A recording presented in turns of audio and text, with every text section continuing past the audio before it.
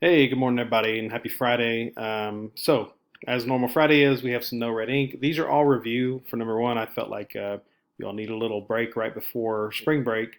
But secondly, these are a couple that have kind of plagued us a little bit as far as like making sure that we're being able to do them correctly. An older review, hyphens, again, like all these, because they're a review, if you've done them well the first time, or if you got it under control, you knew what you were doing the first time around, then you will have hardly any questions.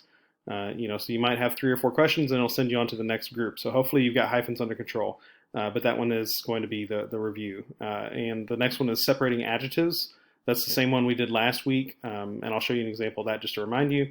And the last one that gave us the most trouble last week, and I understand why, it's a little tricky, is the restrictive versus non-restrictive clauses. All right, so let's review all those real quick. This will be a pretty short video though. All right, so hyphens and adjectives. This is one we've dealt with several times now, but it's one that comes up pretty commonly. So the reddish brown bricks. All right, so if you have an adjective like this, that's describing the thing that is right after them. In this case, reddish brown is describing bricks, and so since bricks is right after the adjective, it gets a hyphen. The only time that won't happen is if you have something like this that has an ly in it. So if this ly is here, then there's never a hyphen here, even if it's right before the thing it is describing, like you have here. The other thing you run into, of course, is a sentence like this, where it says the bricks on the house were reddish brown. Okay, well, reddish brown is still describing the house, or excuse me, is still describing the bricks, but because it's not right before the word bricks, it doesn't get the hyphen. Easy peasy. All right, next up is separating adjectives with commas. This is the exact same thing you had last week. People did okay with this one, so hopefully it feels like it's a pretty easy one to pick up. Lou picked a juicy sweet apple from the tree. The rule is if you can replace this comma with an and you can switch these two adjectives and nothing changes, then you're fine. So we can say Lou picked a juicy and sweet apple from the tree. That's fine. Or we can say Lou picked a sweet, juicy apple from the tree. We flipped them around. That's still fine. Still makes sense. So that tells us that we need a comma in the place where we would put the and. All right. The other kind of situation you'll get into is where they cannot be switched and they cannot be replaced with an and in the middle. All right, Lou picked 3 sweet apples from the tree. We cannot say Lou picked 3 and sweet apples from the tree, of course, that sounds silly. And then we can't switch them. Lou picked sweet 3 apples from the tree. That doesn't make sense either.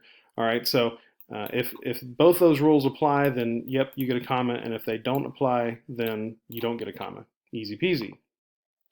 Last one, restrictive versus non-restrictive clauses. Let me actually zoom out a little bit on this one. All right, so restrictive clauses, again, quick and dirty rule is that if it begins with that, if the clause begins with that, then you do not need a comma. The jewels that cost a lot of money were stolen. This is restricting that. The commas that are not there are telling me that these are the jewels that I'm talking about. Like I'm restricting only the jewels that cost a lot of money in this sentence. I have other jewels that don't cost a lot of money. And in this case, I packed a sandwich that was packed with pickles. I only have one sandwich. It is the only sandwich to be talked about, and so I don't need to make a comma there. I'm just going to go ahead and restrict it and say this is the only one. So again, both of these are using that. That's an easy way to remember if I need a comma or not. So if it has that, you don't need a comma. It's a restrictive clause. The other kind is the non-restrictive clause that begins with which or who. All right, the jewels which cost a lot of money were stolen. This works exactly like the positive one we've been working on a few times. So Mr. Phelps, who has a beard, teaches online, we can remove both of these pieces and nothing really changes.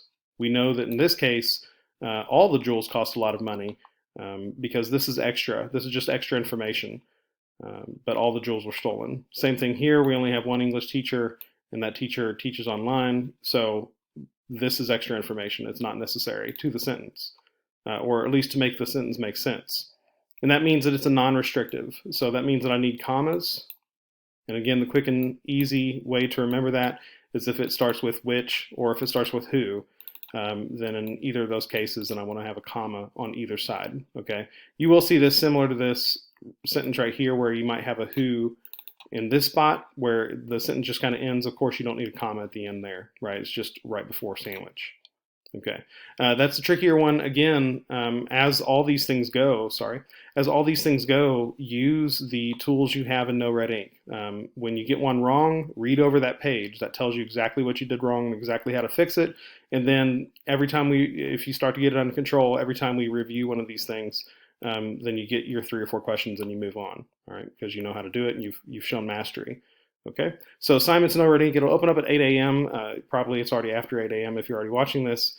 Um, I highly recommend just going ahead and getting it knocked out today, because even though you technically have until 8 a.m. on Saturday, like go ahead and get this out of the way. I can go ahead and get that grade in. We don't have to mess with it all the way through spring break, because I guarantee I'm not doing any work during spring break. I'm taking the week off. So hopefully y'all are able to do the same, which is why I want you to get that done on Friday just during the day. But take care, be safe over spring break, and let me know if you need any help, at least until 4 o'clock on Friday, at which point I am disconnecting from the world. So be safe, take care.